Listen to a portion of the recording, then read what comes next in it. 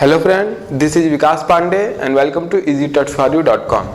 आज के इस ट्यूटोरियल में हम पढ़ेंगे डिस्ट्रक्टर के बारे में।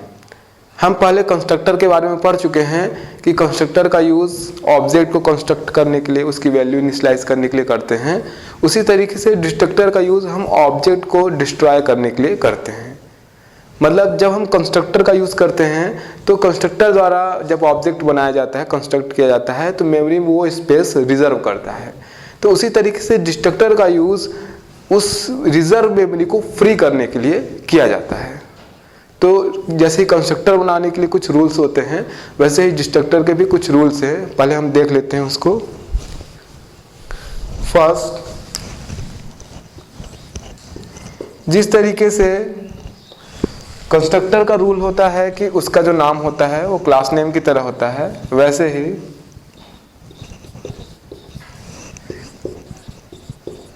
डिस्ट्रक्टर का यूज भी क्लास नेम की तरह, मतलब उसका यूज जब हम करते हैं तो उसका जो नाम होता है उसका नाम भी क्लास नेम की तरह होता है। दूसरा, कंस्ट्रक्टर में रिटर्न टाइप यूज नहीं किया जाता, वैसे ही डिस्ट्रक्टर में भी रिटर्न टाइप यूज नहीं होता है।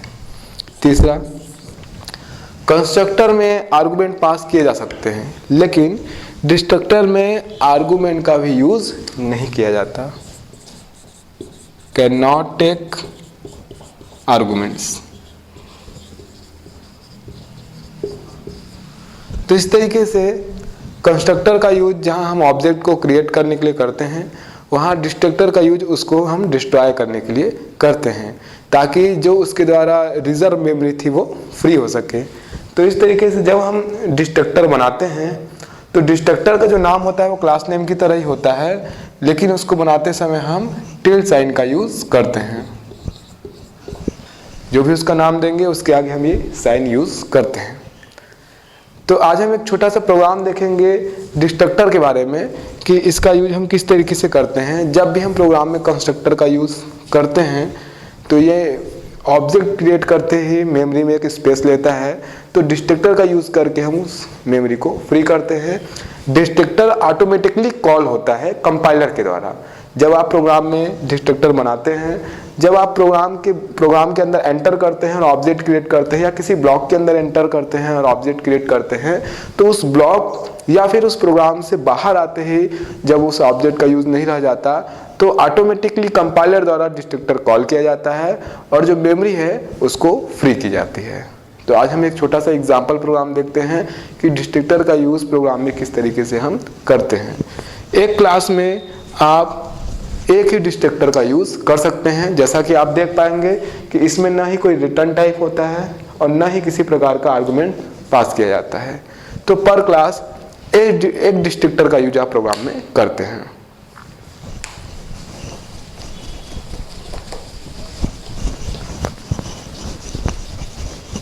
स्टार्ट करते हैं प्रोग्राम हेडर फाइल से।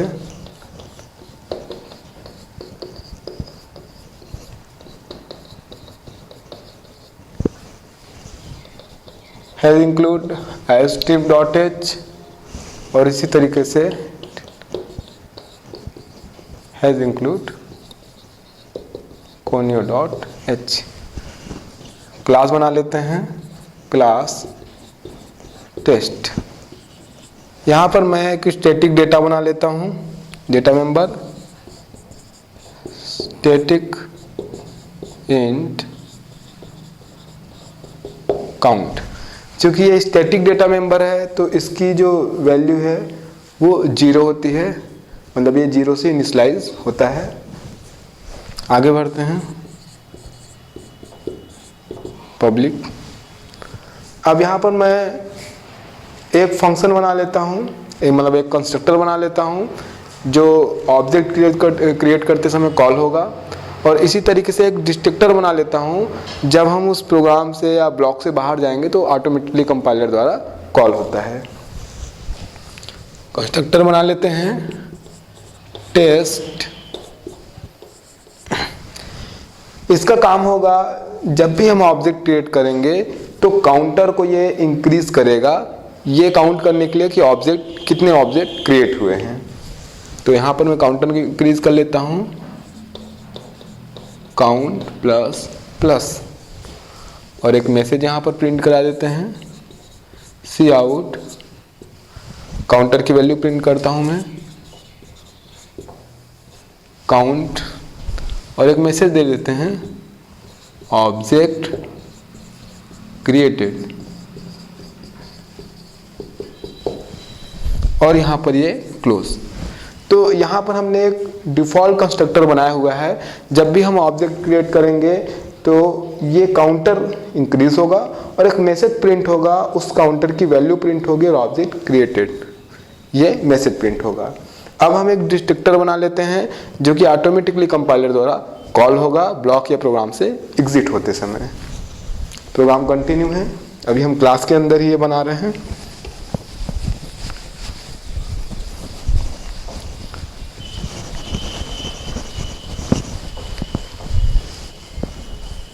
डिस्ट्रक्टर बनाते समय जो उसका रूल है, टेल साइन का यूज करते हैं, फिर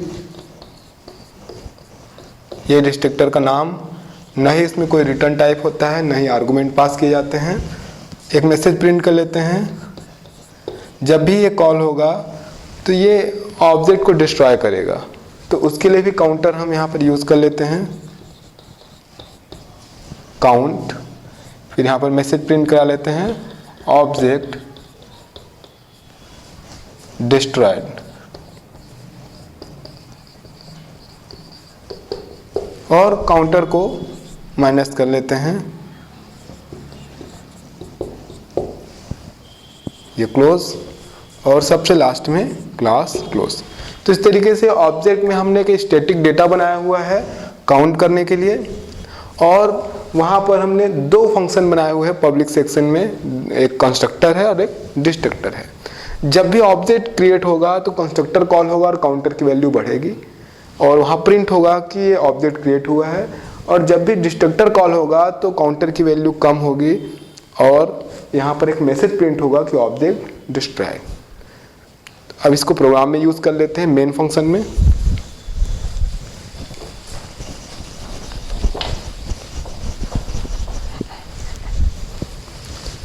इंट मेन से स्टार्ट करते हैं, इंट मेन,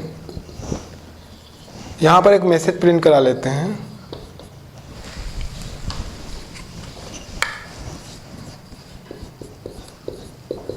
मेन ब्लॉक,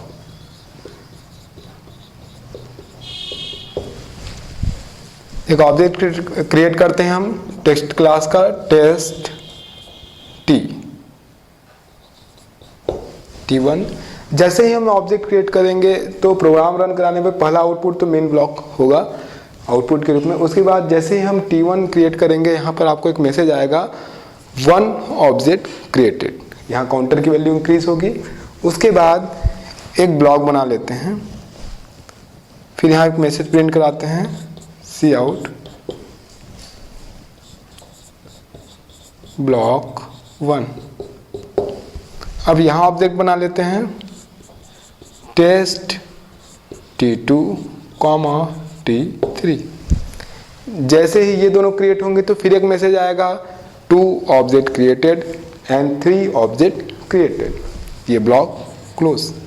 जब इस ब्लॉक से हम बाहर आएंगे तो आप ध्यान देंगे कि मेन ब्लॉक के अंदर एक ऑब्जेक्ट बना हुआ है, जबकि यहाँ पर जो इनर ब्लॉक हमने बनाया है यहाँ पर 2 ऑब्जेक्ट बने हैं। इस ब्लॉक से बाहर आते ही सबसे पहले ये जो 2 ऑब्जेक्ट है इस ब्लॉक से बाहर आते ही ये डिस्ट्रॉयड हो जाएंगे, क्योंकि इनका स्कोप इस ब्लॉक के अंदर है, हमने यहाँ पे बनाया हुआ है। जब इस ब्लॉक से बाहर आएंगे, मैंने आपको बताया था कि जब आप ऑब्जेक्ट क्रिएट करते हैं किसी प्रोग्राम में या ब्लॉक से, तो उस ब्लॉक से बाहर आते ही या प्रोग्राम से बाहर आते ही ऑटोमेटिकली डिस्ट्रक्टर कॉल होता है कंपाइलर के द्वारा। तो यहाँ भी कॉल होगा और T2 और T3 डिस्ट्रॉयड हो जाएंगे और वहाँ पर एक मैसेज प्रिंट होगा उसके लिए कि ऑब्जेक्ट 3 डिस्ट्रॉयड, ऑब्जेक्ट 2 डिस्ट्रॉयड। उसके बाद हम अब मेन ब्लॉक में आ जाते हैं। आप चाहे तो यहाँ पर मैसेज भी प्रिंट करा सकते हैं कि यहाँ से एग्जिट हो रहे हैं, ताकि आपको जो मैसेज है, जो आउटपुट है, और आसानी से आप उसको समझ सके। Exit from block 1। उसके बाद मेन में आ जाएंगे हम। अब जब इस ब्लॉक से हम बाहर आएंगे तो अब हम मेन पर हैं। अगर हम इससे भी बाहर जाएंगे तो मेन से एग्जिट हो जाएंगे। तो यहाँ पर हम मैसेज प्रिंट कर लेते हैं, cout exit from main gate ch and return 0 और ये मेन ब्लॉक क्लोज। अब इसका आउटपुट क्या होगा उसके बारे में देख लेते हैं।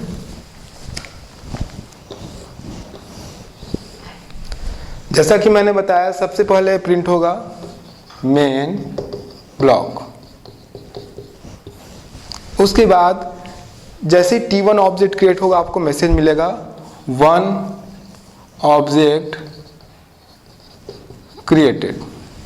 उसके बाद जैसे ही हम ब्लॉक 1 में आएंगे तो हमको मैसेज मिलेगा ब्लॉक 1, और उसके बाद एग्जिट फ्रॉम ब्लॉक 1। जब हम एग्जिट होंगे तो यहाँ पर प्रिंट होगा एग्जिट फ्रॉम